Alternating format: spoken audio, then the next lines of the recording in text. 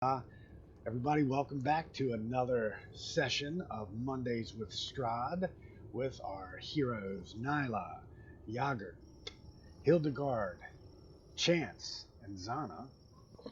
Um, where last session I believe we left off with a person hanging from a gallows that looked like a plain old peasant Barovian to most, but to our rogue, Nyla, it looked quite a bit like her ex or her former fiance. I guess what she would still call her fiance, He is still fiance. still fiance, who's her Dead lost fiance. fiance, Reuben. Very lost. Um, and yeah, we're gonna kick it off with some good horror moments in this land.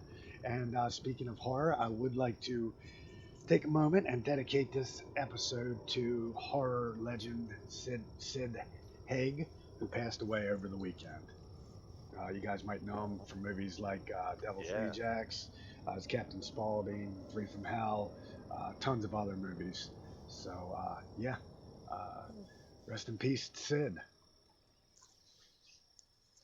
And with that, let's get to it. So, um, right now, you guys are still staring at this gallows. You kind of all took a minute to look away, and then all of a sudden you hear this thunk and this creaking sound, and you look back over your shoulder, and that's what you see. You guys see a person there, and let's start with Nala because she sees somebody specifically different. Yeah. Can I have a question? I have a question. Is you said like he did you say he was like smiling or something last time too? Like I felt like that. I didn't know if that was His eyes were in the open, and it thing. looks like he's smiling a dead smile, though. Oh, okay. Yeah. All right. So, I guess I will. Nyla will just say like just start like going no no no no no, and she like runs up to where the body is. I don't know how high up it is. The gallows itself is about only about 5 feet up, so it's not too hard to climb up on. Uh, so you can do that very easily. You can climb up there. What it looks to be happening that you didn't see it there first? There was like a wooden box, and it looks like that's been kicked to the side, and that's what caused the thunk when he fell. Not Nyla. What are you doing? And I'm not even. I'm just saying like no over and over again, and I'm like trying to like cut the rope.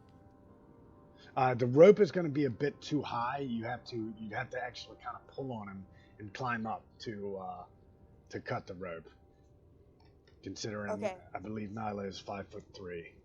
Yeah. So I'll do that though. Now you know when you're climbing up, you're pulling the rope tighter, pulling him down. Oh. Yeah, yeah. Okay. Well, I guess I'll just like be reaching for the rope and be like, get him down right now, get him down like right now. And she's just like frantically. Coleman gives like a side glance to the companions, and then he jogs on over. All right, I feel like my calm dad down. was Calm. hurt from battle. I go over to the body and then I stand up on my hind legs and then I try to bite the rope. All right, yeah. So you jump up there, you bite the rope, and the body comes tumbling down like lifelessly with a thunk. Um, it's again to you guys, you see kind of a gray, lifeless form, just laying there, dead eyes, staring, tongue kind of pushing out of its mouth from lack of oxygen, Gross. obviously. What does he look like? Just like a normal peasant Barovian to you guys.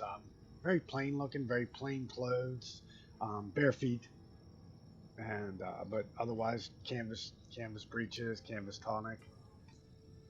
What? Can we tell what race he is? He's human. Okay.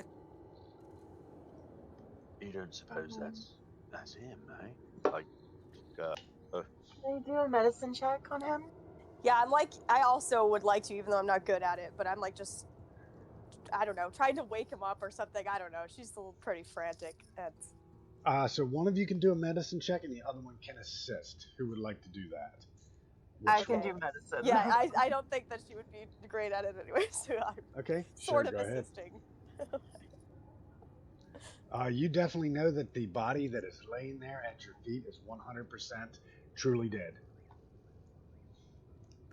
I come out of wild shape, and Okay. then I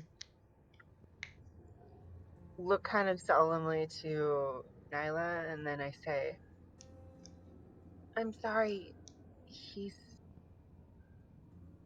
dead."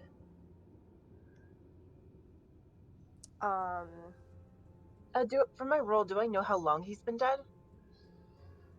Yeah, actually, considering they weren't there before at all, there was nothing there at first but a frayed length of rope. You know that Mm. it seems to you that he's been dead for, um, mentally, it couldn't have been more than 45, 50 seconds. But based on the body itself, um, you're guessing that it's closer to uh, 3 days, 4 days. It looks like he's been dead for a few days. So she like just like takes like his face like in her hands and like puts her like forehead on his and is just like crying. And Chance is gonna like step over and grab her and like pull her off. Like, you don't know what you're doing. Come on, leave it, Nyla. It's too late. So I'm gonna like try to like wrench out of his That would be contested grasp. checks. Athletics. Or for you, Nyla, it would be athletics or acrobatics. This is athletics.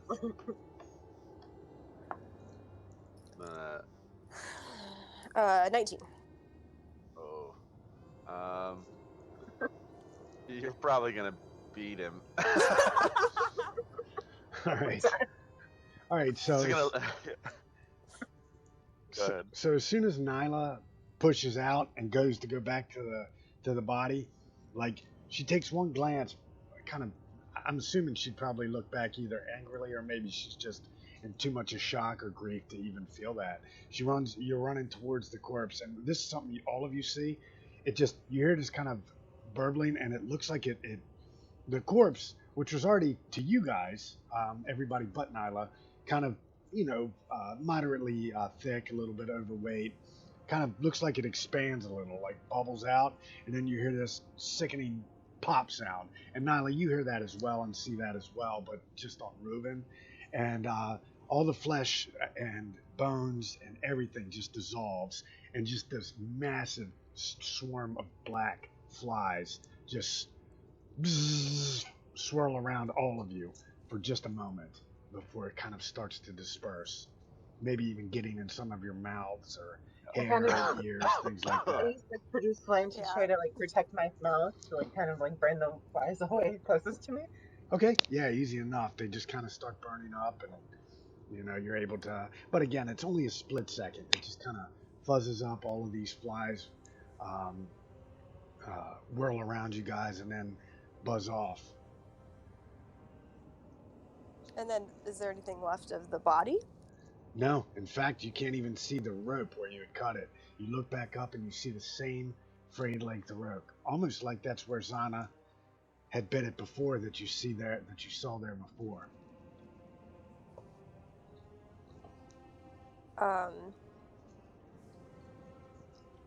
So everyone else is like coughing and stuff too and reacting to this. Yes. Okay. So like she'll just sort of like,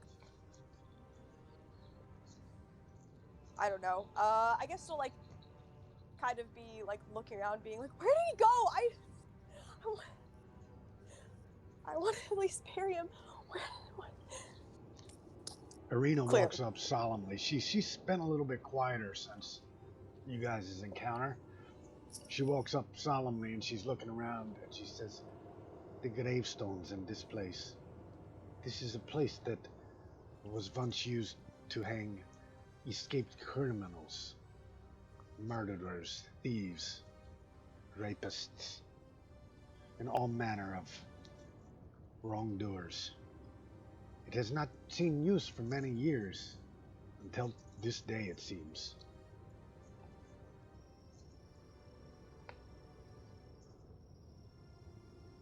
Well, I mean, that That Ruben- weren't normal, is what That- that was. but that was Ruben. Yeah. For most of you guys, Right. it's definitely not what you pictured when Nyla was talking about a fiance. It was kind of an older man, again, a little bit peasanty and dumpy. And Yeah, definitely not Coleman's, an elf. Coleman's, I think, maybe just thinking that she was kind of optimistic in her description of him. Like, she's like, well, okay, I guess. but he's more worried. I think he'll just kind of put a hand on her shoulder and try to still kind of just, it's a softer guiding away from the mess this time. Okay. She seems a little like more in shock now that the thing's gone. So she'll let him guide her away a little bit. What's done is done. There ain't nothing we can do here. All right. And also, to give you guys kind of a quick recap of what you saw there, this is obviously an old wooden gallows. There was a sign behind the gallows is an old graveyard, partially encloses, and that's generally where you'd assume that they buried the dead from this thing. And there was a sign that says Barova Village, back the way you guys came. Serpool to the northwest, Ravenloft Vallaki to the southwest. Now the northwest fork slants down and disappears into the forest, into the trees, while the southwest fork clings upwards towards the Gakis Mountain. Irina says, "My friends, perhaps we should take a small detour. I have heard that the Serpool has a hot springs to one side. Perhaps we can rest, regroup, and just take an hour or two to forget the woes of this land." It's not actually a bad idea. The Count and all of his lackeys, they know where we're going. I can leave some signs here that can let Ismark know. He can catch up to us and we can spend some time diverted. It'll allow some time to regroup and figure out what the hell's going on. I think it's really strange. How is he able to find us so easily like that? I don't know. I don't know much of anything these days. Certainly don't know what the hell that was about. I do think you're right. We should probably stay away from the main road for now. I'll find a way to leave a marking. You lot take care of Nyla. And Chance will head off and make his little And I kind of just turning continue right mark. I go over to Nyla and I'm just like kind of rubbing her shoulders to try to console her. Okay. Yeah, she's just like straight up weeping into her hands right now. What's Yog up to? Coleman's going off to do his thing. He's not doing anything in particular. Sounds like you're half sick.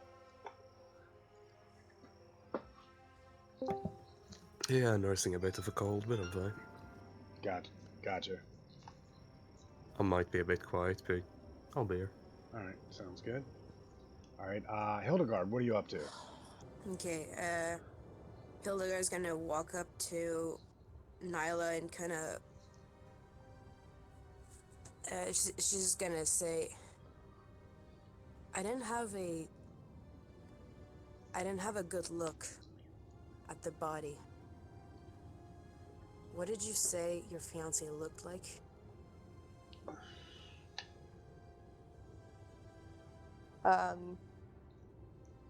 She like brings her head up, still like hiccuping sobs, you know, that really hard crying, and she says, I don't know, like, I mean, like, what I saw? I mean, like, what do you...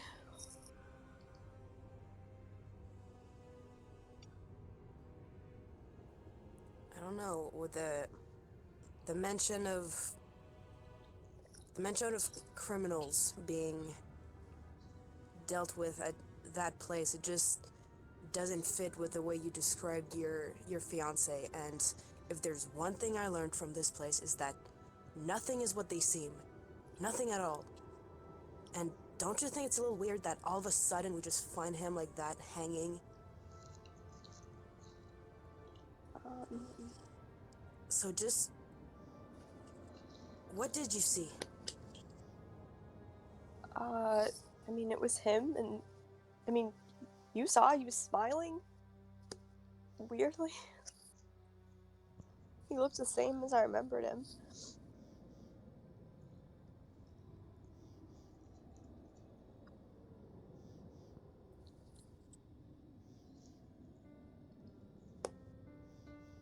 Yeah, Hildegard doesn't know what else to say. And based on what Hildegard said to Nyla, can I kind of insight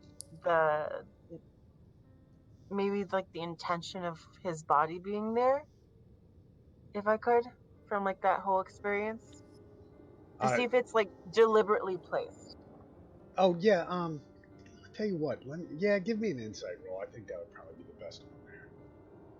Okay. And Nice. You're full of 19s today, aren't you? yeah. So, in general, the whole scenario by itself was very off-putting. First, there's nothing there but a frayed length of rope on an old gallows that looks like it hasn't been used for years. And then, in 1 second, when everybody manages to look away to get their bearings and figure out what direction they're going, you hear a thunk and you see a body hanging there. And though most of you didn't know what the body was, or didn't know the person, that in and of itself, that it just happened in the blink of an eye, and nobody saw anyone put that person there or anything, or even if that had happened, it happened so fast. So when you all of a sudden see a person hanging dead lifelessly for several days that was not there a split second before that, that in and of itself is pretty bad. Right. Add to that, a member of your group is seeing someone else, and I think it's pretty fair for you guys to deduce. Yeah, he was a that, half elf, and this guy was Yeah. kind of a fat Mhm. human. Right, deduce that Nyla was seeing someone different than you guys were. That's fairly easy for you to deduce, but whether or not you know that you're guessing that the entire scenario was deliberate in some way to put you off, whether it was caused by Strahd or by some kind of spirit that's haunting this particular place, or some kind of evil, or perhaps some restless spirit. Your best insight would be it could very well be Nyla herself. That's kind of like a mental, like a little mental projection she could be doing. Okay. Okay, cool. So I'm going to, like, as I'm like doing this, I'm probably like thinking very hard, but then I quickly turn to Nylan and then I say, I don't think that was your fiance. I someone's trying to mess. I think Strahd might be trying to mess with us or something else. But it doesn't make sense. It's too deliberate for him to immediately be here on the path. So I think you should still be hopeful that he's alive and he's out there. I don't think he's dead. Irina actually brightens up a little bit when Zana comes to a conclusion, and she climbs up on the gallows and kneels beside Janala and says, "I have lived in this land my whole life, sweet girl. This entire land is cursed. There has always been a blight and a darkness upon it. It is as if the land itself has a black soul. You will see much worse in your travels through this land, as will we all. We must prepare for it.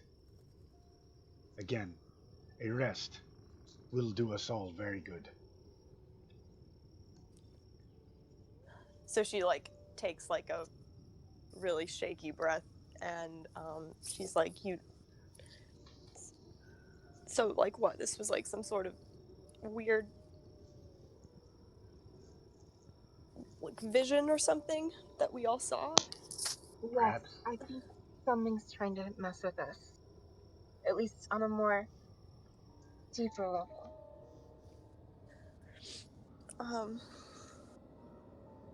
Yeah. I mean, maybe. I obviously don't want to think he's dead. I wipe the tear off her, like the side. Oh. Dead. And I think you can still be hopeful.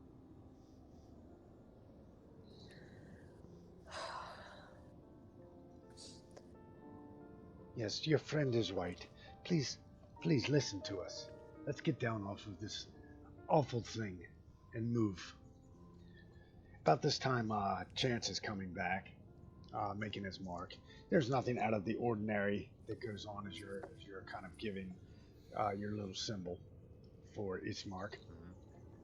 And she says it is only a mile or two inland. Bear in mind, rumors last I heard was there was a Vistani tribe that had set up residence near the Fair Pool.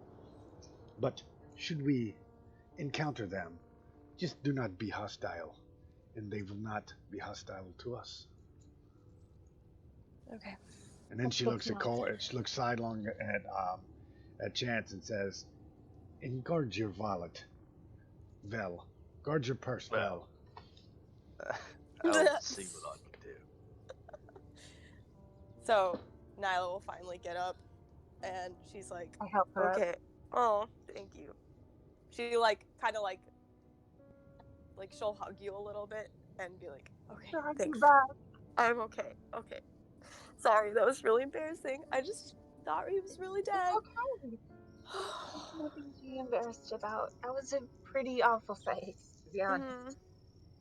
Oh, that was the worst. But we should probably keep moving. Yeah. Okay. Yeah, we can go. All right. So, which direction are you guys going to head? Are you going to head to the northwest towards the pool, or Sure. Or okay, everybody's in I agreement? mean, right? That's where she wanted to go. Arena. Yeah. Was suggesting. Yeah. Yeah. Because main road seems like the bad choice right now, because it's the more known road.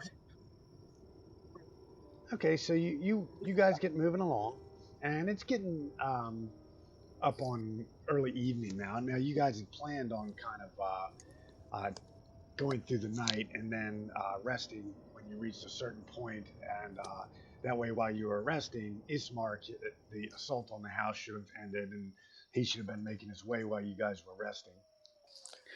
So you guys get to. Let me get you right. You guys walk for probably a good hour or so to get to right about here. Oh no! Right here. That was not Also. what I wanted to happen. Oh, sorry. What were you gonna say? Go ahead. Oh, I was just gonna. When we were walking too, I'd like mumbled to Chance that I'm sorry. I like almost tried to. I mean, I didn't really try to beat him up, but I was like really like aggressive. I'm like, sorry. Here, nothing to apologize about. I'm just glad you're alright. We'll get some rest. Maybe things will make sense in the morning. Yeah, I hope so.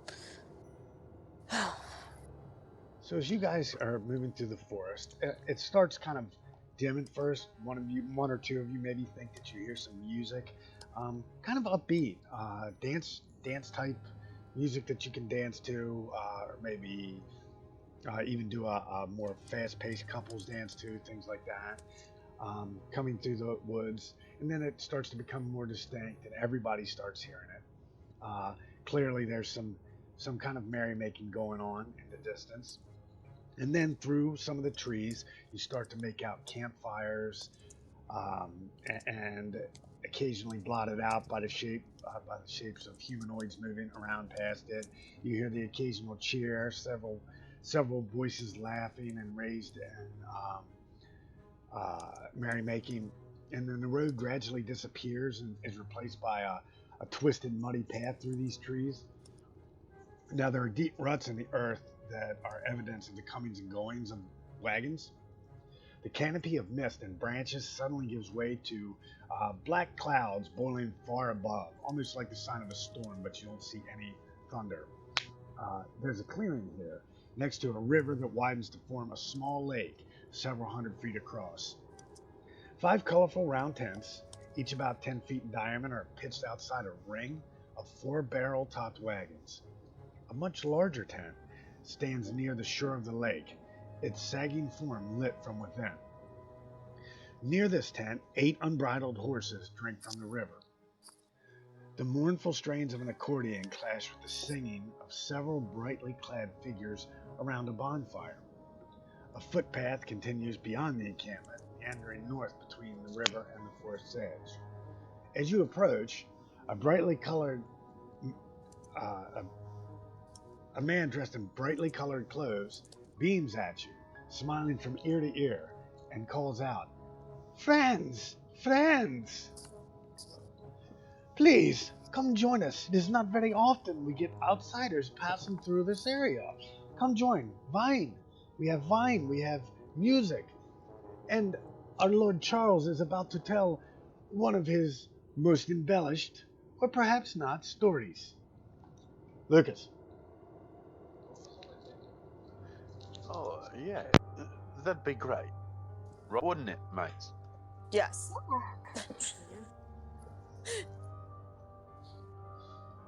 And let me go ahead. Chance will stuff his hands in his pockets and walk on in. And one of the things I'm going to remember today is to actually move you guys when I'm supposed to move you. I'm sitting here, I'm like, okay, so you should be seeing something right now. There you go.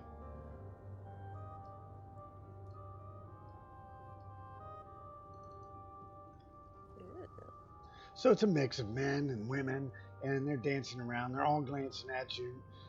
One or two of them are kind of not really grinning, but you can tell they're wobbling, like they've been at their merrymaking for quite a while. And the man that's welcoming you says, "You will have to excuse some of my comrades. You see, it is season for our special brew, for those of you in the mood for something other than wine." And he taps a jug as he's going past. It looks like a ceramic jug. You can't really see what's inside, but you can smell it, even standing up, walking past. It smells like just strong, overpowering, like the strongest, stankest Southern Dwarves vodka you've ever smelled. All right. Chance will give it a swirl and knock some back and pass it to Yog. Oh, it burns. It definitely burns. You almost choke it up through your nose at first drink. Ooh. Well.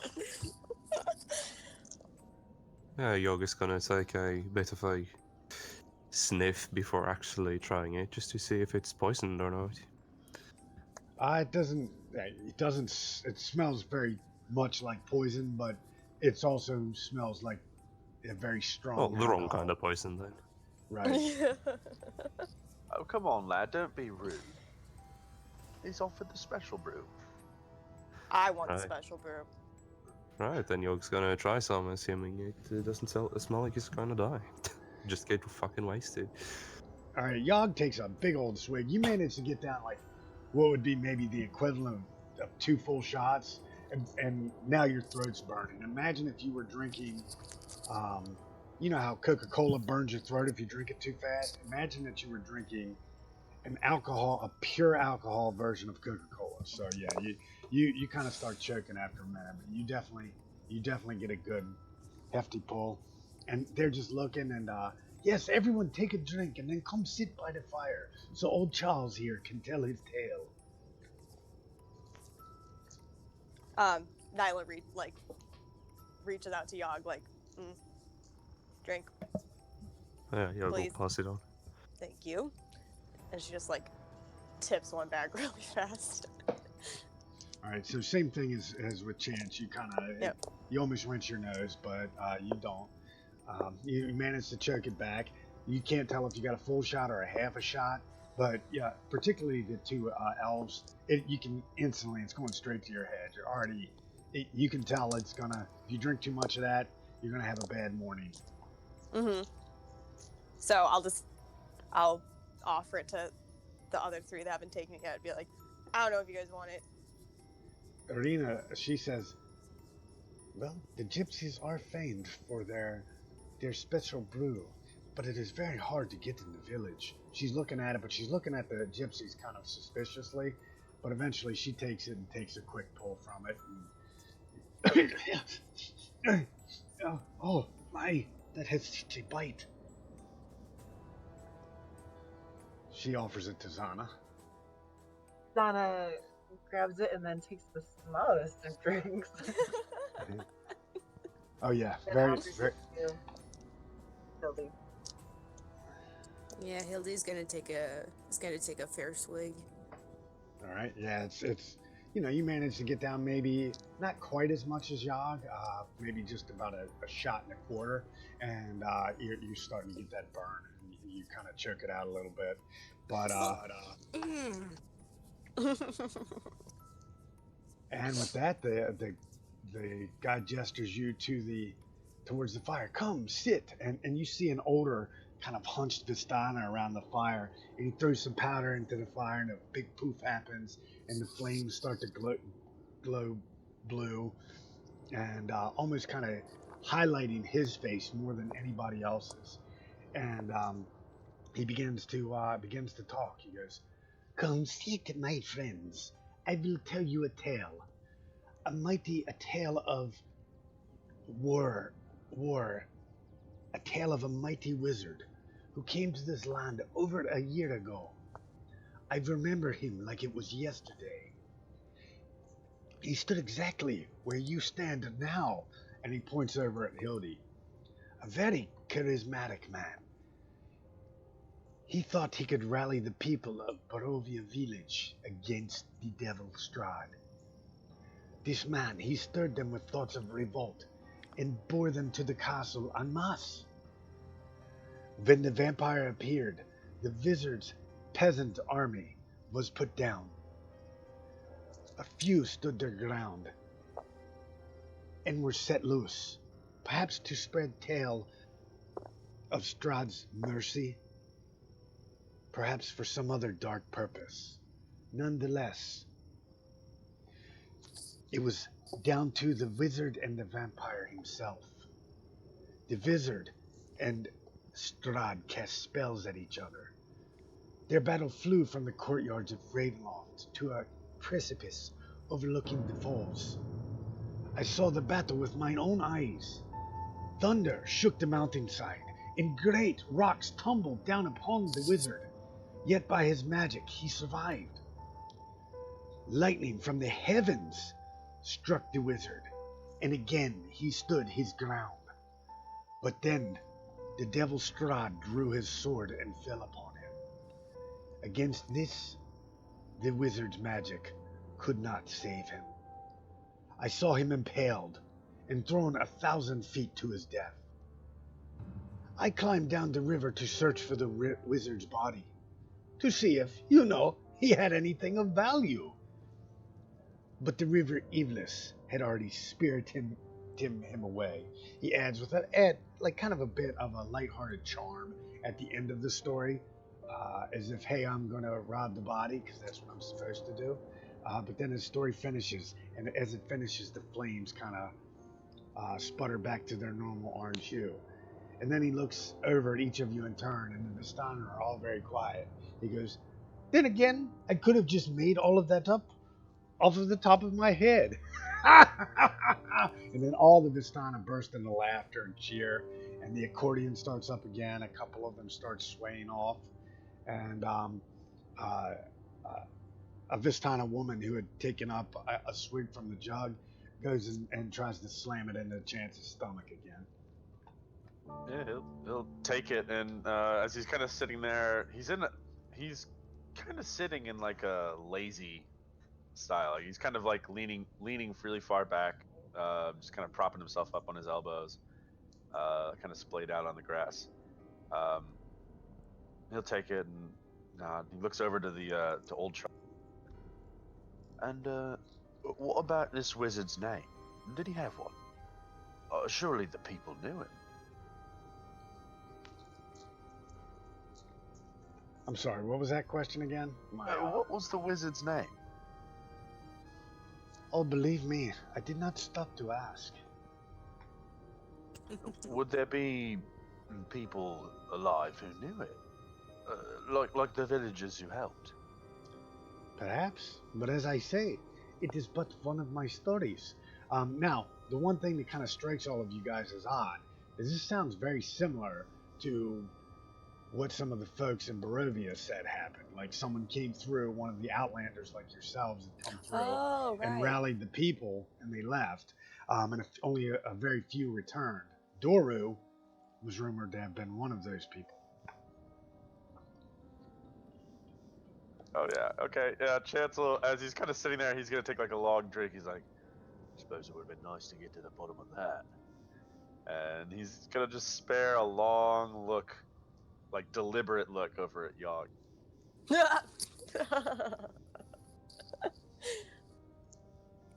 Either way, I don't suppose we'd have to pay some sort of fee to enjoy your accommodations for a bit. We're weary from our travels. Old Charles arches an eyebrow and he looks at you and he says, But of course not, my friends. Our home is your home. You may sleep anywhere you like. Might I recommend, if you go slightly to the north, you will see a pool of steam rising from the lake. That is a hot spring. And it is a perfect place to rest your weary feet. Or perhaps even bathe and wash your clothes. But again, for now, our home is your home. But I do ask one favor of you while you are here. Sure, here it comes. What do you like? He smiles and says, You must go see the leader of our small tribe. And he gestures to the larger tent at the back over here. He says, For we knew that you were coming. Madame Ava knows all. She sees all. And she told us that 5 Outlanders with a Barovian would visit our camp this night, and that we must tell them to visit her without the Barovian. And he kind of gives Erlina just a long, curt look. If for but a moment. Could I roll insight on him to see if, like, Damn. yes, like if he's telling the truth, especially about, oh, she knew you were coming, like. I kind of want to see if he has ulterior motives. Yeah. Okay, go ahead. Yeah, absolutely. Good job. I got a 23 as well. Oh, twins! Jinx, you owe each other cokes. All right, so yeah, it seems you don't catch anything like that. You just seem that he's it's really difficult to tell with these people, though. You kind of guess that almost everything that they're saying seems to have some kind of underlying meaning or ulterior motive. So I'll say yes, you kind of get that feeling, but you don't sense any kind of lie or anything. Like he's just trying to tell you guys to go into that tent. I don't sense a malevolent intent. Correct. Right. Okay. Well, that does sound all nice and fine, but as it were, we don't really like to be separated from our Barovian friend. Yeah, agreed with that. She tries to, like, get the bottle from Chance, like, hand it over. I want it. Pass it. She, Irina speaks up and she says, My friends, it is fine. I will go and practice my archery up there on that stump by the beach. I feel it is needed. Anyway, perhaps dip my feet in that hot spring they are talking about. The Vistana are many things. She kind of lowers her voice. But murderers are not one of them. So I'll be like, I kind of feel though like your brother is gonna get real mad if something happens to you. My brother is overprotective. Trust me, I can handle myself. And you see her, she kind of pulls out the bow and starts messing with the arrows.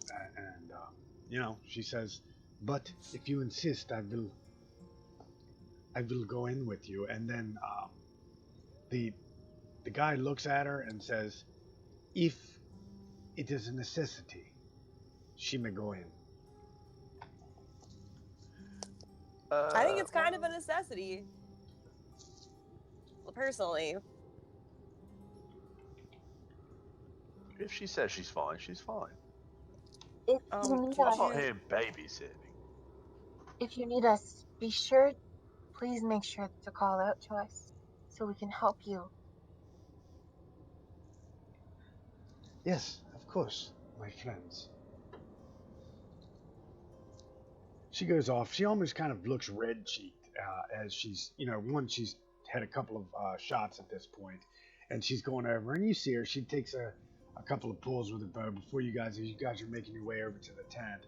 She goes down just over here somewhere, and she's shooting at an old cut-down tree stump that was maybe on the edge. The arrows seem to be hitting it. She seems almost confused, like how is she missing so much in your earlier encounter?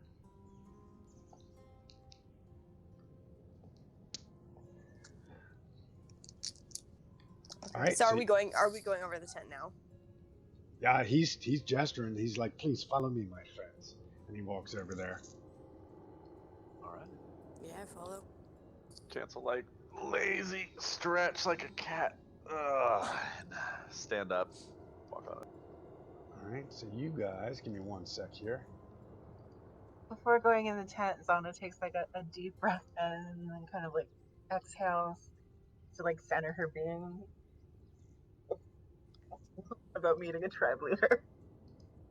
I want to like run over to Arena real fast and just be like, if you see, you know who, just like scream loud and we'll like run over to you. Absolutely, of course. I do not know where he went last time. I hope he is not close. She seems to get a little nervous at that and wrings her hands, but then she kind of stiffens a little bit, takes a deep breath, almost as if to steel her own resolve, and says, I will call out. Trust me on that. Okay. I will awkwardly like try and figure out who I'm supposed to give this bottle back to because I was holding it, and then I'll reach for it actually. Oh, you want it? Yeah, I'll reach for it. Okay, I'll give it to you. And I take a swig.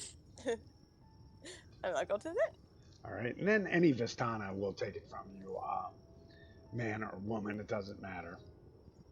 And as you guys go in to this tent, magic flames cast a reddish glow over the interior of this tent, revealing a low table colored in a black velvet cloth. Glints of light seem to flash from a crystal ball on the table as a hunched figure peers into its depths. As the crone speaks, her voice crackles like dry weeds. At last you have arrived. Cackling laughter bursts like mad lightning from her withered lips as she looks at each of you in turn, and she says, 5 souls have come to this great puppet show, but without strings. And you notice she's drawing cards from a deck at her side on a table, and she's placing them down one at a time in kind of a diamond fashion. 3 across the middle, 1 on the top, and then 1 on the bottom. Almost like I guess more like a square would be. So she says, you have come to have your fortune read. Yes? Yes. Please. Sure. Sure. Yeah. Please, come sit. So I'll sit down. Before sitting, I slightly bow, and then I say, "It is an honor to meet another tribe leader. Yes, Well, yes, a leader from another tribe." yes. Zana, correct? How your parents bristled with pride when you set out on your pilgrimage to learn more of this world. Correct? How did you know that? I am speaking to one known as Aura, your grandparent. She was alive. I am sad to tell you, child, since you have left, she has gone into the beyond. But she is proud of you. And then all of a sudden, her finger goes up in the air like she's pointing to the sky, almost like she's about to gesture to like the way people would gesture to somebody that's dead or a higher power or something like that. And then her finger slams down with a thud on the table, and she drags a card across the table. She says, "Yours is the first card." And she flips this card over. Hold on, let me get to the right layer. And she looks down at it and she says, "This card tells of history.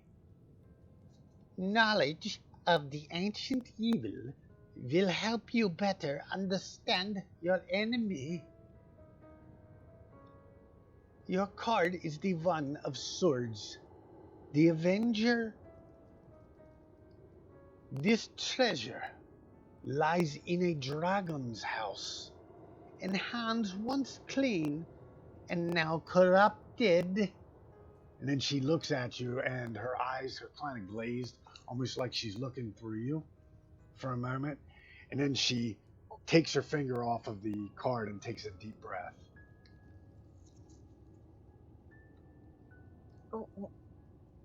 What? What do you mean?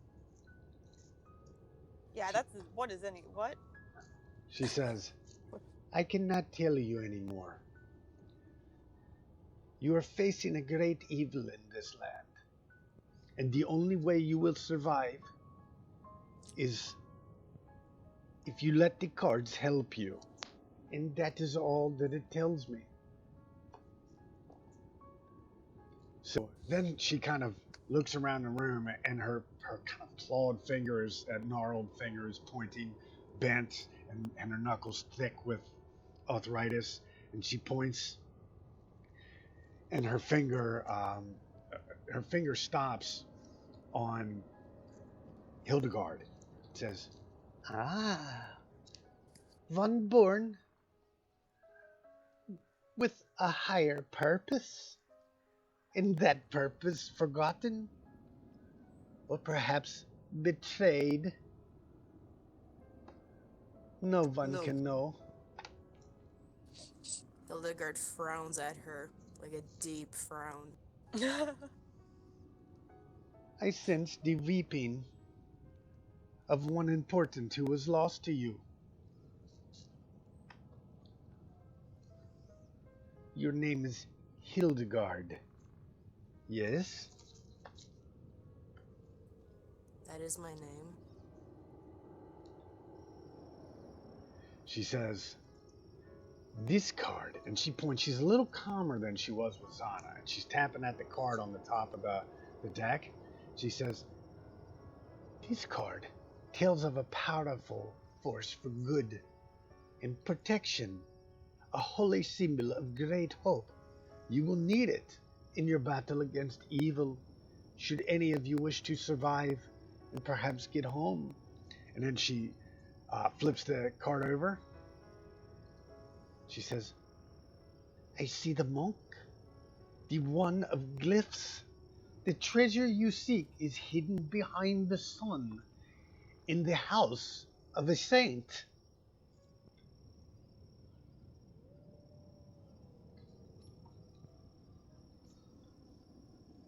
And then she kind of fades out and gives you that same look that she gave Zana for but a moment. And then she turns and focuses her gaze on Coleman. Right as he kind of starts to mutter parlor tricks, he goes, "Ah, well, if it is not the one who is so used to hiding things. Coleman, your friends call you Chance, yes? But do they know why they call you Chance?" And then she looks at each of you and says, "Perhaps ask your friend one day to borrow his scarf for whatever reason you may need." And then she taps on a card at the bottom of the deck, the one that's at the closest to her, and she says, "This card sheds light on one who will help you greatly in the battle against darkness." And he flips it. She flips it. "This is the Queen of Spades. The mists. A Vistana woman wanders this land, tribeless, alone, searching for her lost mentor. She does not stay in one place for long. Seek her out at St. Markovia's Abbey, near the mists." And thus far, this has been the clearest direction she's given about anything. And then she blinks and falls back. And then she looks over to Yog. Well, so I've had the best of luck with the stunning women so far. Sure. Hang on, guys, I got something going on here. Oops.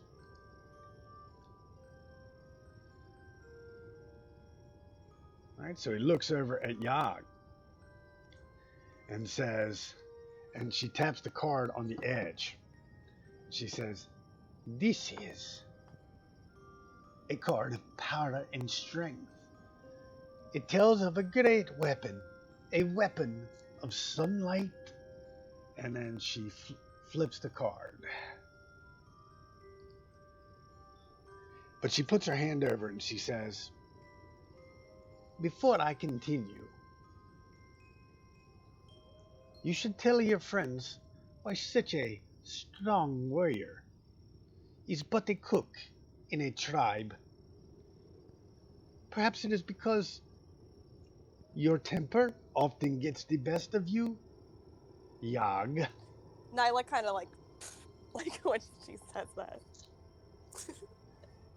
And then she pulls her hand back. She says, "Look for a wizard's tower on a lake. Let the wizard's name and servant guide you to that which you seek."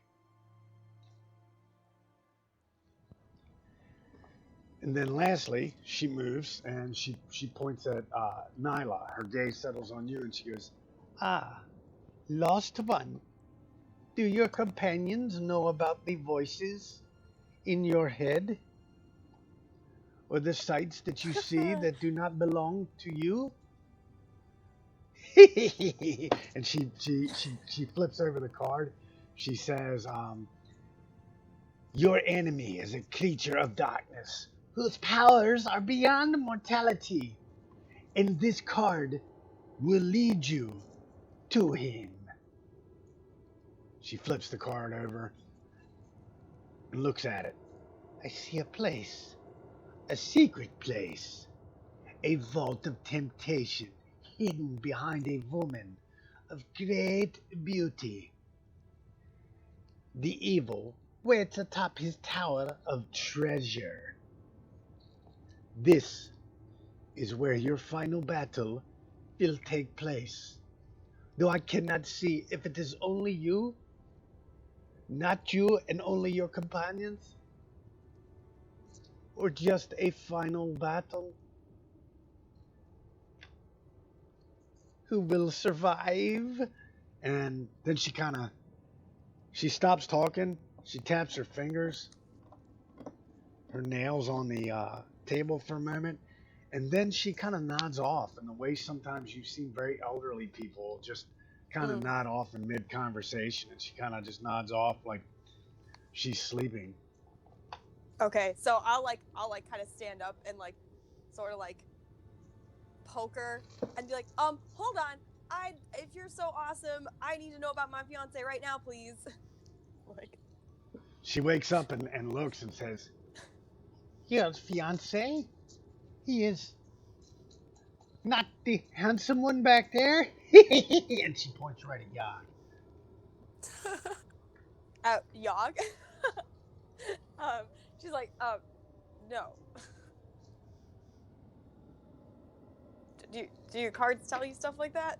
Oh, well, she reads the future, Nyla, don't you know?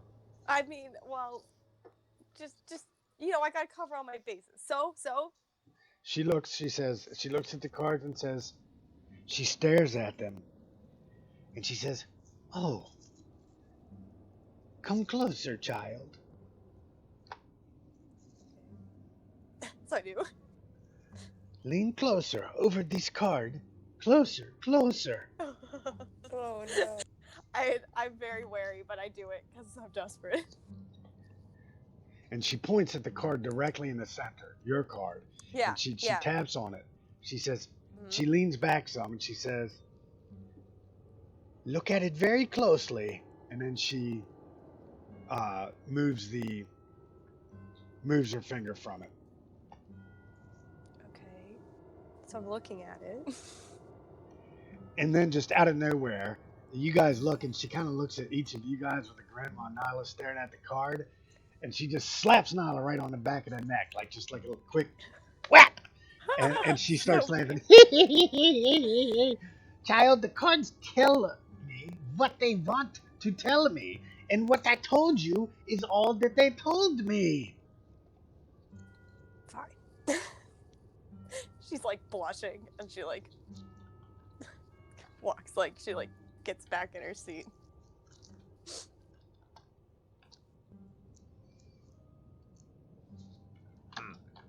Chance looks like he wants to say something, but then he kind of catches himself. "Now, please, be gone.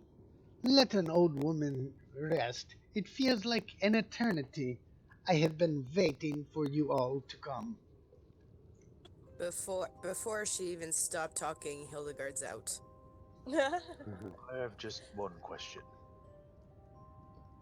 What is it now?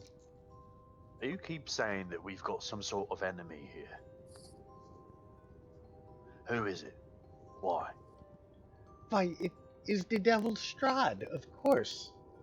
He is the enemy of most, not all, It's not but our most enemy, in this it's land. the enemy of the woman outside. How little you know. Alright. Well, thank you. When next And, you see her brother, ask him why so many outsiders come through and why so few never make it back. Alright, he like runs his tongue over his teeth and frowning, and he's like, "Good day," and slips out. All right, so you guys head out. You can still see Irina down. She's Zania would actually be the last person to probably exit her tent. She okay. like slowly stands up from her seat and she like facing her, looking at the table. She looks back up at the Vistani gypsy and then she says, "Thank you for your wisdom. I have a lot to learn." Yes, child. Yes, you're quite welcome, and I apologize again for your loss. But know that your grandma is where she wants to be now. She kind of smiles a little bit and I think you're right. Strahd is my enemy. And then she leaves the tent. Awesome. Awesome. Cool. All right, so you guys can still see Arena. She's kind of sitting down there, um, shooting arrows. You see a Vistana woman with her, and she's kind of shooting arrows as well from a smaller bow. Um,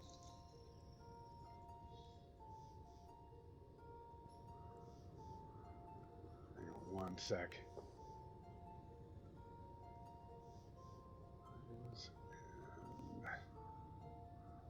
Okay. And yeah, that's what's going on. You guys can feel free to role play as you like. I'm reading something right now. All right. Yeah. Chance will kind of walk out, still hands in his pocket. He looks kind of thoughtful. And he just shakes. I wouldn't give much credence to whatever she said. It's an old lady, an old bat. Probably had too much to drink of that special sauce they were making. Yeah, I mean. And kind of rude, wasn't it? I mean, yeah, a she was little over rude. there. Yeah. Yeah. Stirring trouble, stirring problems, right? Yeah, When none hitting were me needed. in the neck. I mean, I just want. Whatever. Can I borrow your scarf, Chance? But she nudges him like she's not actually. Yeah, he's like,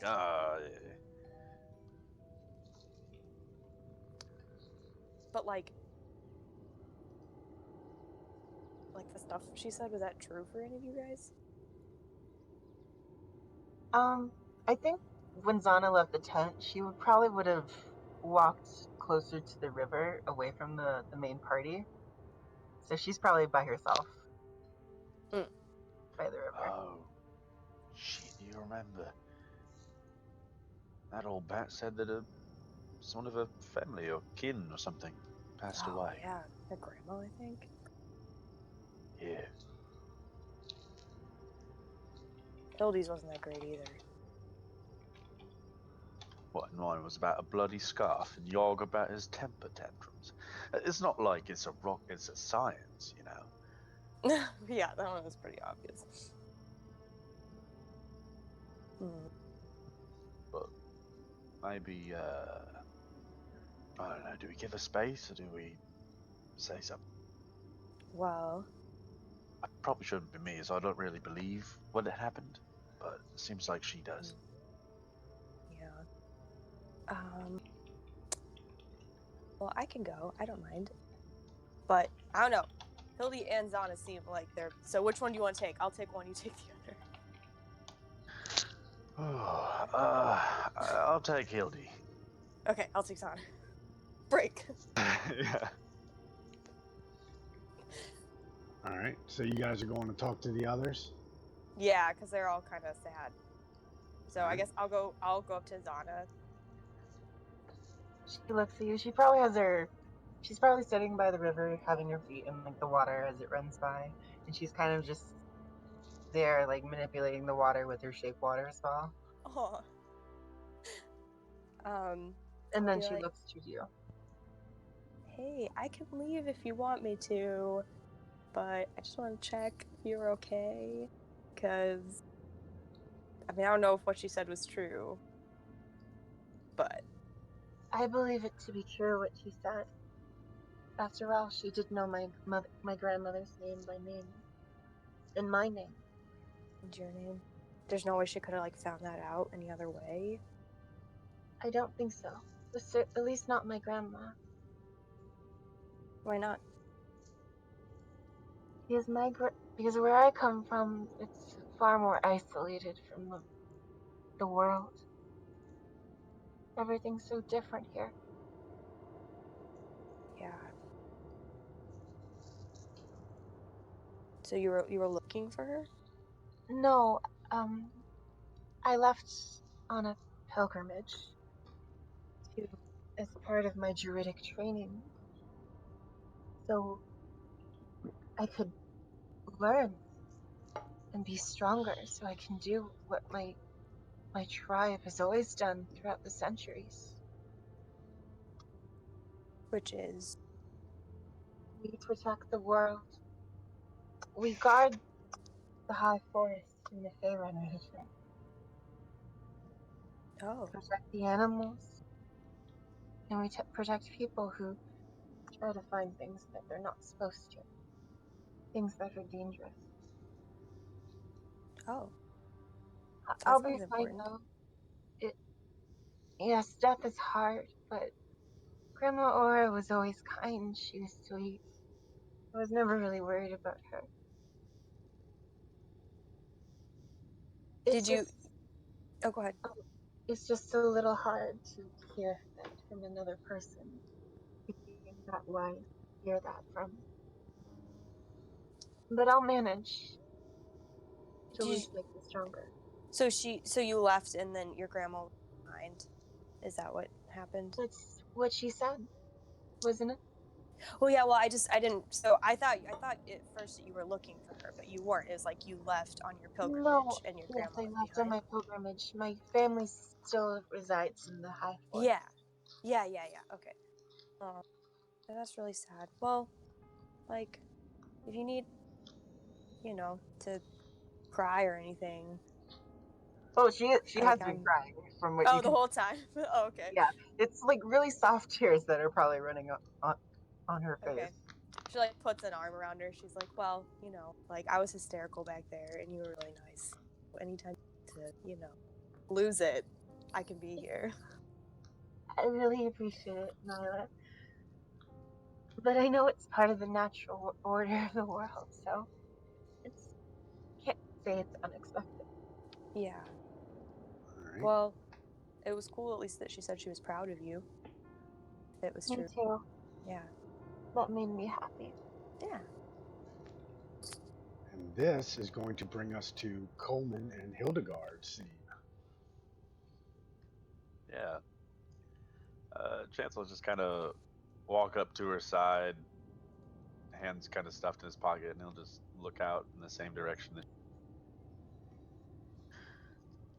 I was meaning to ask you about all that. Well, the wings and all. Okay.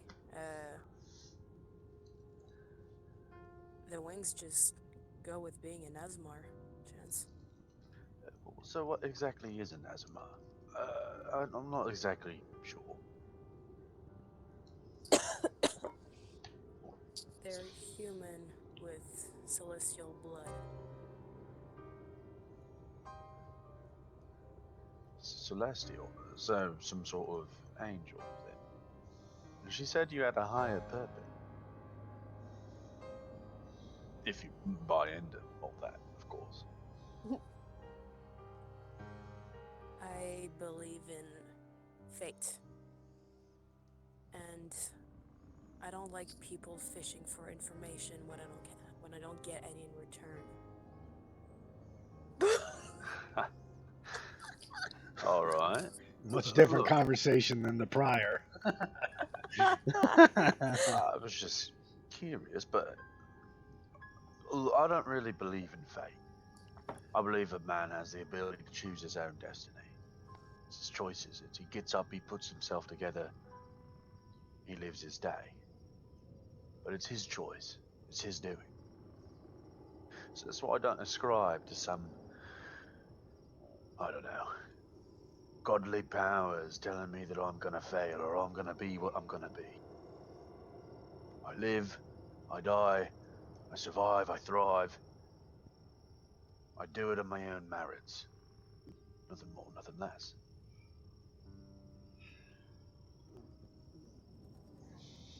I understand. And Chance kind of like he'll fuss with the scarf around his neck and pull it down. I know she weren't all batshit crazy. And underneath, you can see his neck is just like covered in various tattoos. Um, and there's this like kind of half tattooed, half scar around his neck of a hangman's noose. this? It's like, look, something's happened in my life, right? And my actions took me to its rightful end. But in the end, as chance would have it, I survived. Redemption isn't something that just happens. It's something you do. And it's not a matter of fate. It's a matter of you picking yourself up first. I don't know, and I won't pretend to know what you've got going on. But as far as I see, you've got one step in the right direction. I don't know. Whenever you want to talk about it, you just let me know.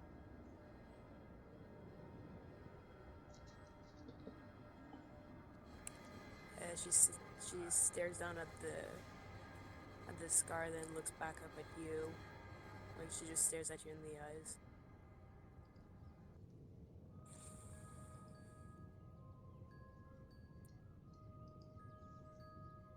I didn't always serve the Raven Queen. I served another deity. And I look the way I do today because I betrayed him for taking matters into my own hands. I was punished for doing the right thing. Well, Then, the Raven Queen found me. And if I'm doing the right thing right now, with everything that I question about my past, everything,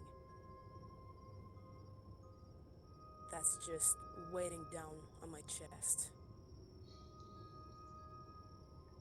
I can only put it in fate's hands. all your own, Hildy. Besides, and he kind of gets like a little smile. You ever think that maybe a man who punishes you for doing the right thing sounds like kind of a right prick, don't he? You see, for probably the first time, a genuine grin on Hildegard's face. Come on then. And he'll kind of clap her on the shoulder, but he's like, and he's readjusting his. Let's head back to the others before Yog decides to rustle up any other trouble. And Right. as you guys start to do that, and you guys are all off doing your own things, Yog, what is Yog up to right now? Yog drinking and merrymaking with the Vistana, or is he busting heads and taking names? Surprisingly, Yog is doing absolutely nothing, distancing himself from everyone else. All right. Well, as those guys are off talking, you know, while you're talking to, while Zana and Nyla are having a conversation, you guys don't really notice that the the rhythmic thunk of Arena firing off arrows has stopped. Uncomfortable by the kind of private moments that the pair, who have obviously been through a little bit more bonding than she has with you guys yet, going off. She kind of wanders back to the camp, and she comes up to Yog and she kind of lowers her voice and she says, "Come on then, big man. I see the springs that I was so longing to dip my aching bones into. I see the steam off of the pool, off of the lake. Let's go." And when she just turns without looking back to see if you're following, she just kind of skips off. And right as you guys are finishing up your conversation, you hear Arena give a whooping yell, "Woohoo!" And you guys see her throwing off the last of her clothes and jump buck ass naked right into the river, heading towards the steaming part of the spring. So I imagine me and Nyla are just like sitting there and we're kind of like side hugging, and then I wipe the tears from my face, and then we just see like a screaming Irene just go in the desert. It kind of like ruins the moment immediately. 100%. That was my goal, and it's going to be made better if Yog follows suit. So I don't know what is Yog doing. Both of our eyes just go like wide for a moment. Yeah, like, oh. So what's Yog doing in that instance when Arena's like stripping off her clothes as she's running through the camp, almost totally naked before she jumps into the water?